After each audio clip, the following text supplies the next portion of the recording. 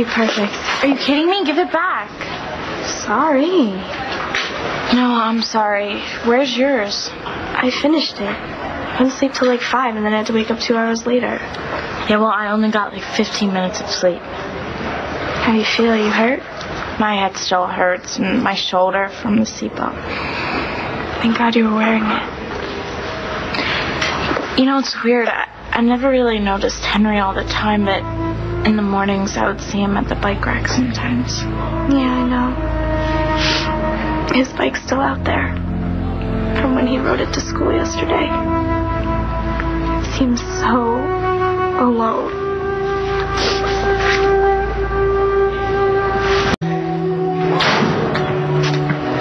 Hey, how's everything going? Well, Henry's dead. You and Star almost got killed. And the entire school thinks I'm some evil little bitch who drove Henry to drive into a tree. Everything's spectacular. How are you? Brittany, you didn't make him take those pills. I kind of did. He was doing my papers as well as his own. Oh, you didn't have to. Oh, come on, Cole. You know as well as I do that he was totally in love with me, and I took full advantage of that. I mean, maybe you're right. I didn't force him to take the Dexies, and I certainly didn't make him drive the car off the road, but I don't know. I didn't know he was so hostile. Yeah, well, he wasn't before. Right, just like before I started using drugs, I never would have gotten rough with Star. That's why her parents hate me. From what I've heard, they hate a lot of people, and the feeling is mutual. Brittany, don't do that. What? I'm trying to have a normal conversation with you, and you're acting like a bitch. All right, I messed up just like Henry did, only I didn't get myself killed. But I could have hurt somebody, and I almost hurt Star, and I have to take full responsibility of that. I'm the only one that can make this right. So is this your way of telling me what happened with Henry was my fault? No. You didn't know he was going to snap like that. But come on, let's get real. I mean, you were cruel to him. You treated him like dirt. Wake up, you're not innocent. I'll see you in there.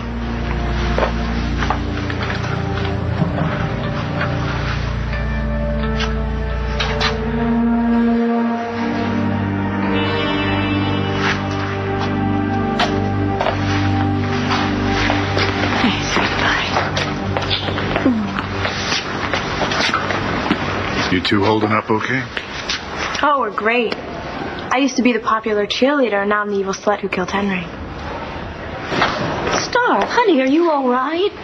Yeah, we were just talking about Henry. Hey, Dr. Lord. Oh, hello. Langston. Langston. Yes. Henry, that is such a tragedy. But you know, I thank heaven that he didn't take you with him, because your mother couldn't have lived through it. Where's your mother? Oh, she went to Chicago to help find my dad. I told her that he needed her help more than I do. That is debatable. I'll hang with her.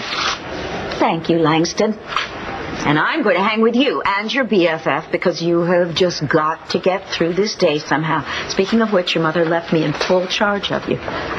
You didn't eat the breakfast I made you. That's because I'm not hungry. Well, you've got to eat something. You've been through a terrible trauma. You need your strength.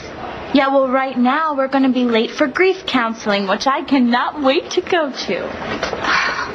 She's exactly like her father. No, when she's in pain... She just gets funny, I know. We both do. I'll get her to eat something. Thank you.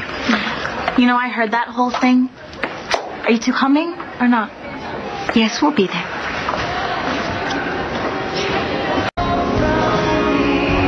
Dr. Lord, so nice to see you. The Jennings.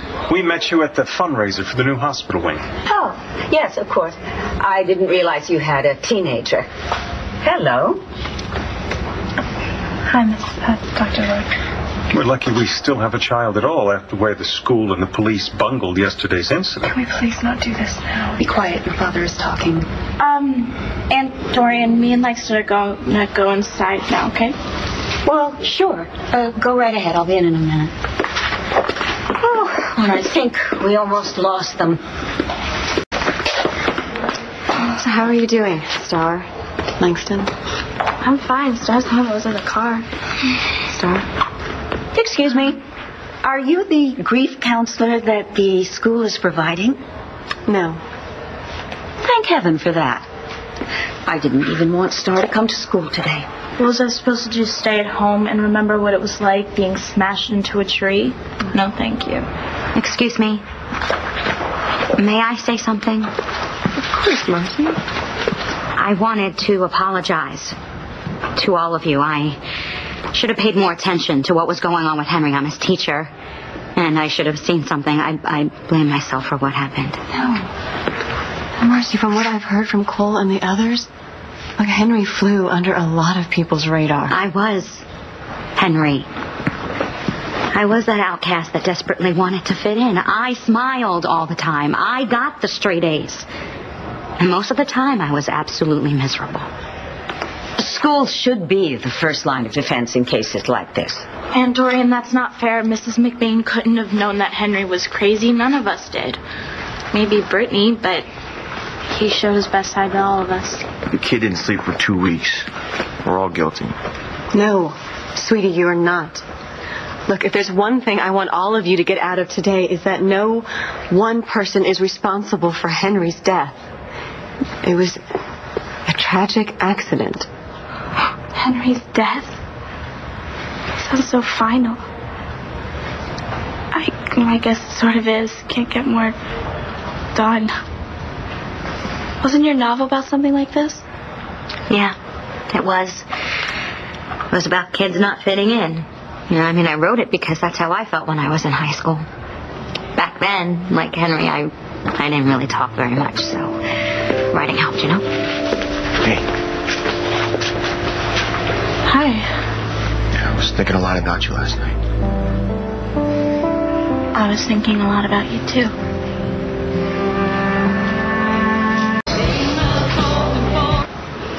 You want to sneak out of here and talk?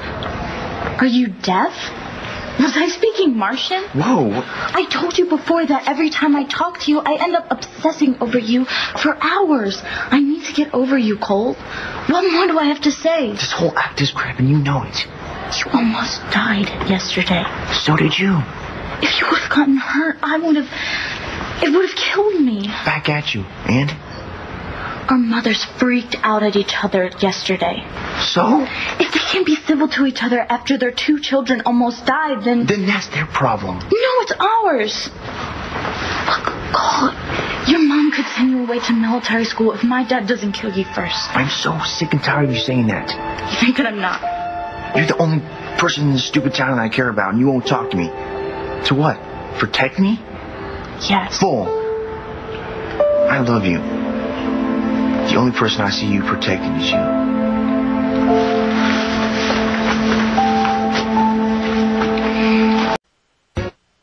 On the next One Life to Live. I know he feels responsible about Todd's disappearance. Maybe he is. Tell me why he's a fraud. Do you want to tell him or shall I? You cannot blame yourself for this. You cannot. I don't want to fight you, Bess. I want to think.